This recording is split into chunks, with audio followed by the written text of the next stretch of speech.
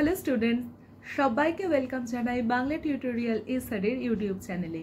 তোমরা যারা এখনো চ্যানেলটিতে নতুন আছো অবশ্যই সাবস্ক্রাইব করে নিও, তাহলে আমার ভিডিও সবার আগে পৌঁছে যাবে তোমার কাছে। আর আমার পড়ানো যদি তোমাদের ভালো লেগে থাকে তাহলে অবশ্যই লাইক শেয়ার কমেন্ট করে চ্যানেলটির সাথে থেকো।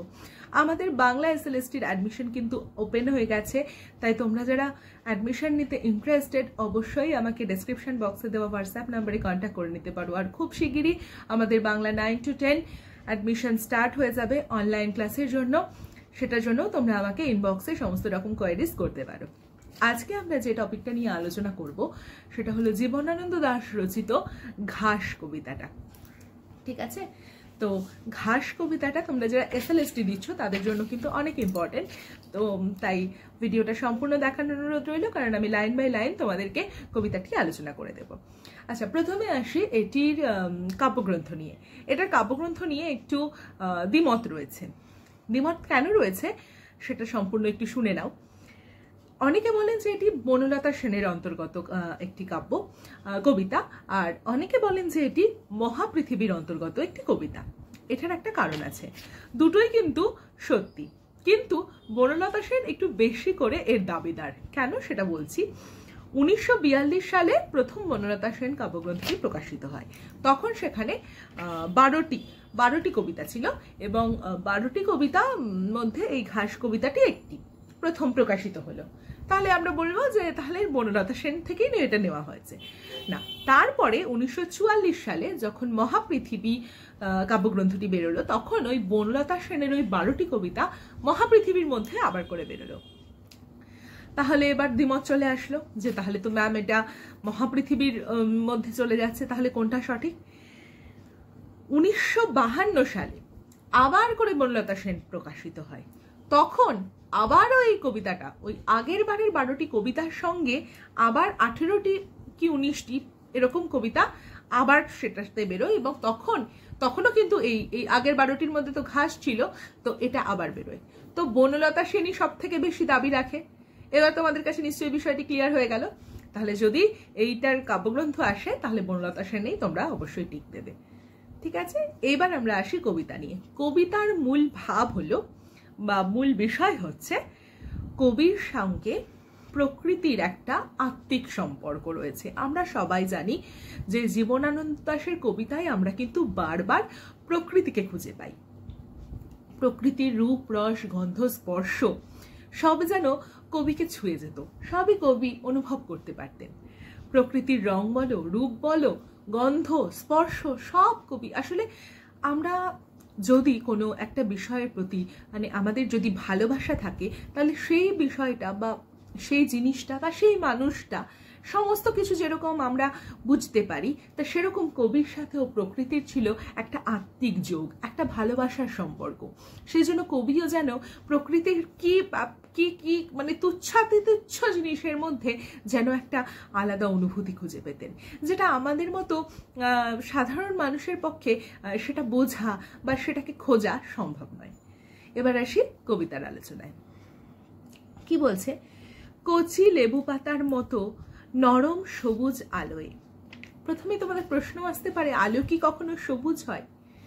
কবির কিন্তু একটা কল্পনার ডানা থাকে, যে কল্পনায় যে কোনো কিছুকে পাল্টে ফেলা সম্ভব। কবির চোখ দিয়ে যদি আমরা প্রকৃতিকে দেখি তাহলে অনেক কিছুই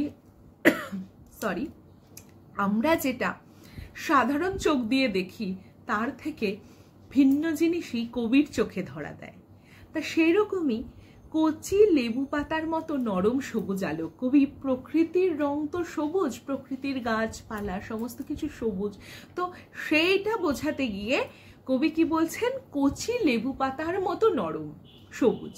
কচি লেবু পাতার যে রংটা হয় তার সঙ্গে আলোকে তুলনা করছেন। তাহলে প্রশ্ন আসতে পারে, কবি এই প্রকৃতির আলোকে কি রং দিয়েছেন? সবুজ। এবং তাকে কোন গাছের পাতার সাথে দিয়েছেন? লেবু পাতা। হ্যাঁ, পৃথিবী ভরে গিয়েছে এই ভোরের বেলা। কোন সময়কার কথা এই কবিতায় রয়েছে? ভোরবেলার কথা রয়েছে।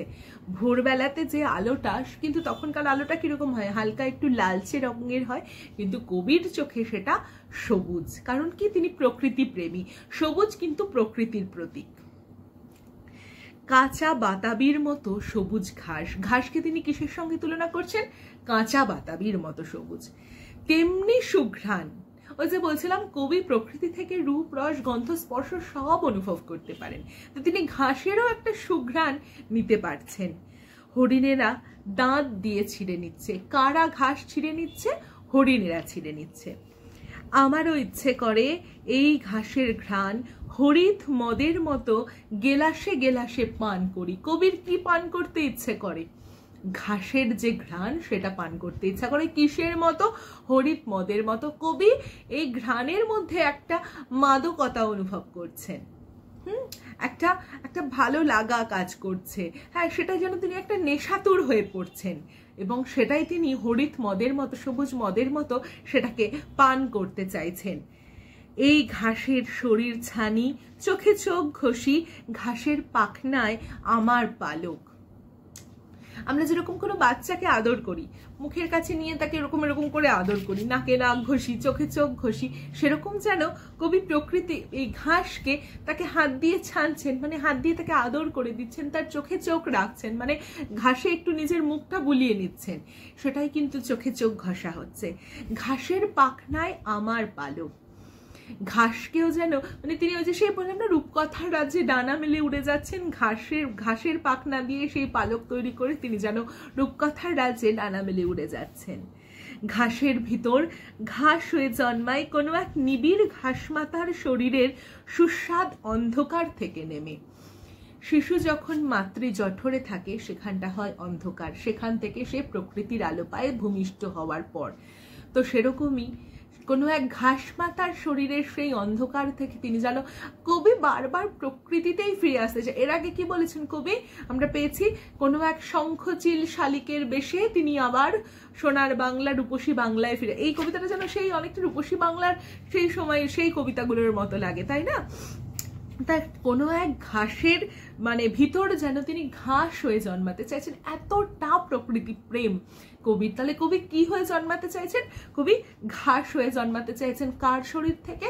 না ঘাস মাতার শরীর থেকে। এগুলো কিন্তু তোমরা একটু আন্ডারলাইন করে নেবে, কারণ এখান থেকে ছোট ছোট প্রশ্ন আসতে পারে। আর কবিতাটা যেহেতু ছোট, তাই তোমরা প্রত্যেকটা লাইন খুব ভালোভাবে পড়বে, কারণ শূন্যস্থান পূরণ হিসাবেও কিন্তু তোমাদের এখান থেকে প্রশ্ন আসতে পারে।